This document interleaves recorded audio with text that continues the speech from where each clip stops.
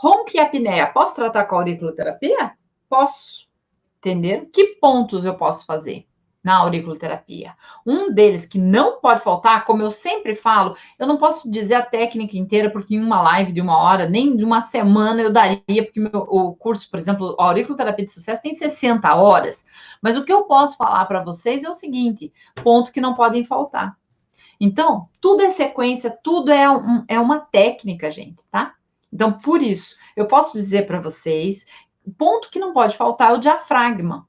O diafragma não pode faltar. Por quê? Porque trabalha a minha questão respiratória, né? Toda a questão respiratória.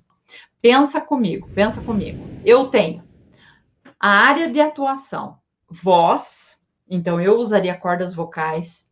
Eu pensaria se esse paciente, se esse cantor, por exemplo, se eu poderia melhorar essa cordas vocais. Os meus 3 pontos principais eu acho que pode dar um equilíbrio geral.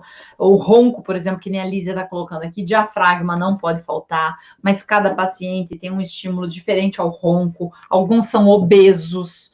Normalmente, o paciente que é obeso, ele tem uma chance maior de roncar e ter apneia do sono. Para eu saber se meu paciente tem apneia do sono, eu preciso ter um exame chamado polissonografia. A polissonografia, um neurologista normalmente que pede, ou um profissional relacionado ao sono, pede o exame e aí sim eu vou ver se eu tenho apneia do sono nesses casos. Se eu tenho, posso trabalhar? Posso trabalhar a questão respiratória principalmente, eu posso ver qual é a área, o que está acontecendo com ele. Às vezes ele tem síndrome das pernas inquietas, às vezes ele tem o bruxismo, tudo isso interfere no sono. Então, posso também estar falando sobre essas questões, trabalhando esses pontos, tá?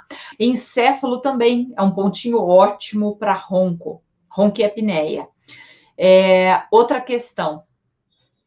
A gente tem que pensar, gente, o ronco e apneia, ele não é um problema envolvendo o pulmão, ele não envolve questões respiratórias somente, tá? Então tem que ver o nível desse ronco e apneia. Se tiver, sim, dando problema na oxigenação cerebral, que é o caso, aí sim. Mas às vezes ele não tem apneia. Ronco e apneia nem sempre estão juntos, tá, gente?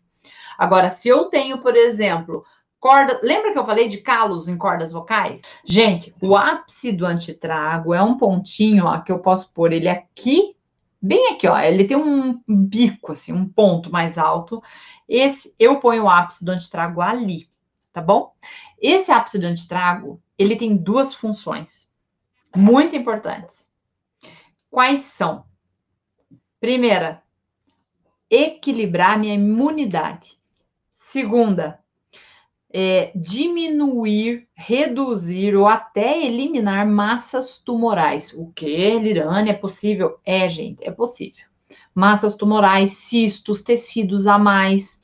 E nos calos de cordas vocais, eu tenho tecidos a mais, tá? Olha isso, gente. Fala se isso não é impressionante. Vocês viram as áreas de atuação? Então, eu tenho desde cordas vocais que eu posso estar usando, trabalhando essa questão de faringe e laringe, questão de ansiedade, principalmente, por exemplo, pacientes que estão com dificuldades de trocar, de poder falar, né? Então, isso é muito importante a gente ter essa noção, tá? Muito importante.